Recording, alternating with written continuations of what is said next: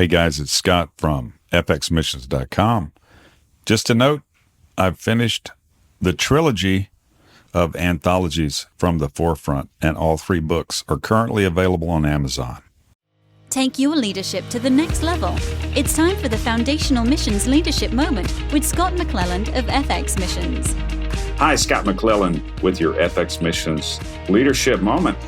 Thanks for joining us today. Really appreciate you being here, and we pray and we hope and we believe that we're going to encourage you in the subject of leadership. Please do us a favor and rate us on iTunes, Stitcher, or wherever you get your podcasts. We're excited today that we're joined with Francesco Abortivi. How well did I do? Did great. Hi, Scott. How are you doing? Great. I'm doing fine, doing good. Thanks for being here. I know that was a gringo accent is what I would call it, but I wanted to get it right. Francesco, thanks also for joining us more recently on the From the Forefront podcast. Great perspective on challenges for the gospel in Italy and in Western Europe. So I really want to encourage folks to listen to that. It's at fromtheforefront.com. Thanks for doing that for us. Tell us a little bit quickly, if you will, Francesco, about, if people haven't heard the other podcast, where you're from, a little bit about your background and what you're doing. Sure. I'm from Italy, 100% Italian. I work in missions, and I also have a secular job as a computer graphics web designer. In missions, I do several things, actually, among which I am European Director of ACCI, Adventive Cross-Cultural Initiatives. And I also run a ministry which is called Progetto Archippo, which would be Project Archippus. And we provide seminars, normally on weekends, to help the local churches grow and to help what you would call normal believers grow in ministry. So what's the name of that seminar series and seminar ministry that you do again? It's called Project Archippus. It will be, in Italian, it's Progetto Archippo. An equipping ministry, it sounds like. Correct. Awesome. That's the idea, to equip people in order to make better ministry, to be prepared in several kinds of ministry, from children ministry to evangelizations, missions, pretty much any kind of ministry you can do within and outside of the church. You know, that was something that was really different for me, being in Italy for the first time, understanding the context is, I was a sponge, or at least I tried to be. So much different than maybe what I expected. So it's a cool place, and I was so impressed by everything. I also realized it's a very different place from where I grew up. Yes. And even the perspectives are so different. So hoping to learn from that. In many ways, especially for what concerns ministry, most of our pastors are not full-time. Many missionaries are not full-time. Most of the people working within churches are not, actually almost all of the people working in churches helping with ministry are not full-time.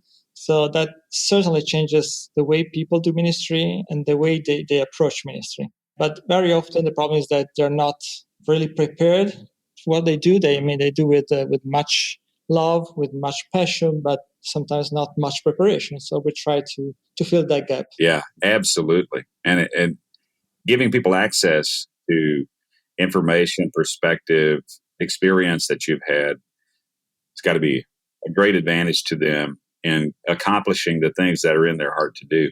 So thank you for doing that. On the subject of leadership, Francesco, I know I kind of caught you off guard or out of left field just announcing the idea of recording a podcast when it comes to the subject of leadership. But, your perspective, something that is obvious to you when it comes to leadership, and the fact that you are in a different world than we are here in the States.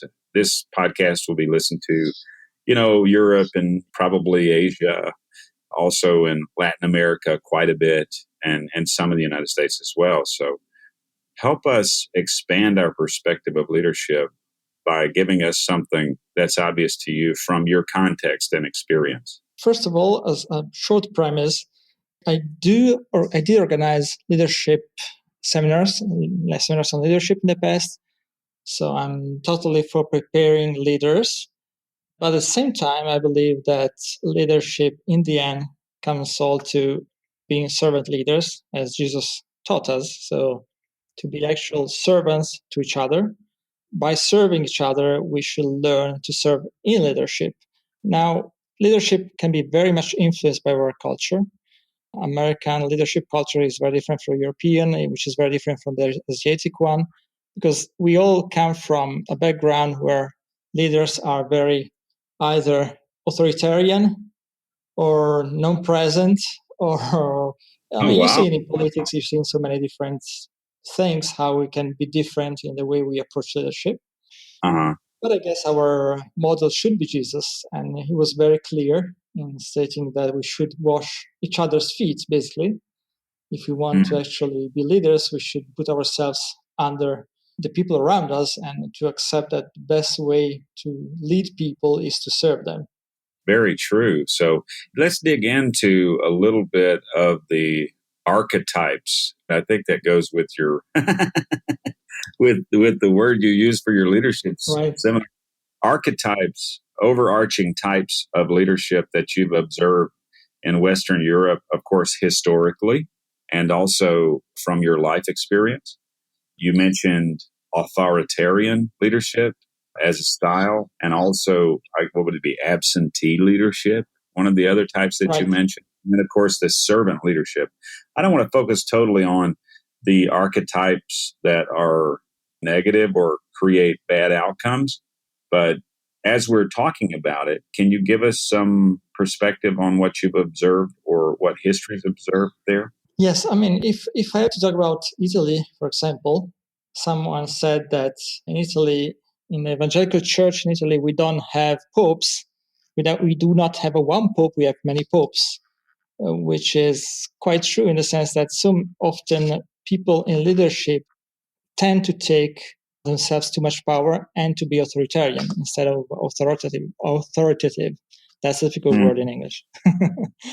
Anyway, the idea is that when people are not able to be respected, because people will not respect them, they tend to take authority with force, by force, which of course takes to many other kinds of problems. In Italy, there's a huge problem because of, on one side, you have believers who have a problem with authority in general for many reasons, historical reasons. We've had the Catholic Church here. We've been governed by foreign countries for so many centuries. So many reasons, but the result is that people do not trust authority, period. And Yes. that's much stronger than in other countries, and certainly stronger than, for example, the US. So since they do not respect authority, they will always find problems, they will always complain, and always think that the authority is doing something for the wrong reason. So on the other side, very often the result, what happens is that pastors or leaders in churches tend to be authoritarian. And that's Right. been very true in the past. Again, this is something that is changing, thanks God, but it's unfortunately often still there. So then a sound church should be the church where the people respect and follow the authority. And on the other side, you have an authority that is not leading by force, but leading by trying to have the church with them and to actually set goals, set a vision, and have everyone follow in the same direction. That's the idea. Yes, I see what you're saying. So the idea there, instead of leading by force, you're leading by example and participation, Correct. which, goes against the idea there of absentee leadership, where the leaders just set the tone and then disappear, Yes. which is also a challenge.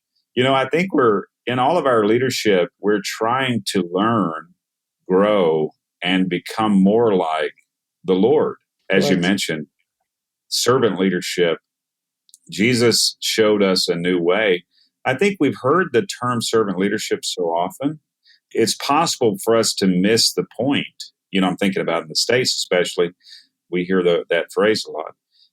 But we don't understand, maybe as well as you guys would, from experiencing contextually, what it's like. When Jesus said the greatest one among you is going to be the servant of all, he was saying that in a context that was under the dominion of a foreign power at that moment, as the Romans ruled in Israel in his times. that to me is something we want to not underestimate, is that Jesus was saying, hey, you got to be the servant. You got to be the servant of all. If you want to be greatest, you've got to be the one who is prepared to wash the feet. And with that, I think us in the States, we go, yeah, it's kind of like a drum beat. We're just conditioned by it. What can you say about that? Well, I guess that once you have money involved, that's certainly at the risk. In the sense that when you have you're paid for what you're doing, and of course you tend to do things, if not for money, at least for the institution, for the church, for organization, so on, rather than for the people. And I think that's the old problem. Every kind of organization, every church does things for the organization itself instead of the people it's supposed to serve. Then we're in trouble. It's that simple. So our focus should always be on people. We are serving our people. We are serving the kingdom of God. We are serving God, of course, first of all. And we show that we're serving God by serving our neighbors, the people that are next to us in the church, in our organization, and so on. Wow. We don't have time to explore it right this moment, but I want to put a little bookmark. And in fact, we may want to capture another leadership moment right now, because there's a subject I want to open up with you that you just mentioned that I think is fascinating and needs more exploration. So if you're willing, we'll do that. And I'm not going to tell you what it is. Okay. Keeping you in suspense here. As we're closing this one up, if someone wants to get in touch with you, know more about your ministry, understand more about the context of Italy, or maybe they're listening and they've got a heart for doing missions in Western Europe. So if they wanted to reach out to you more directly or find out something from your ministry webpage, sure. Where would they find you? I can leave you my email. It's Francesco, which is FRANCESCO @adventive.ca. Okay, Adventive, right? ADV. ENTIVE.ca. So the website is the same, www.adventive.ca. Okay, awesome. Well, thank you for joining us for Leadership Moment. Thank you. Suspense grows.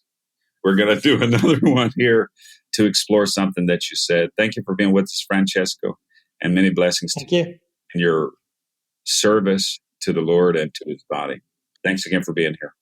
This is Scott McClelland with your FX Missions Leadership Moment. Check us out and rate us on iTunes, Stitcher, or wherever you get your podcasts, and mention to others who are interested in the subject of leadership that you found the leadership moment and what it did for you. Let us know at info@fxmissions.com. Till next time, I'm Scott McClelland, and have a good one. This Leadership Moment was produced in partnership with Engaging Missions. Have your leadership question answered by contacting Scott at fxmissions.com.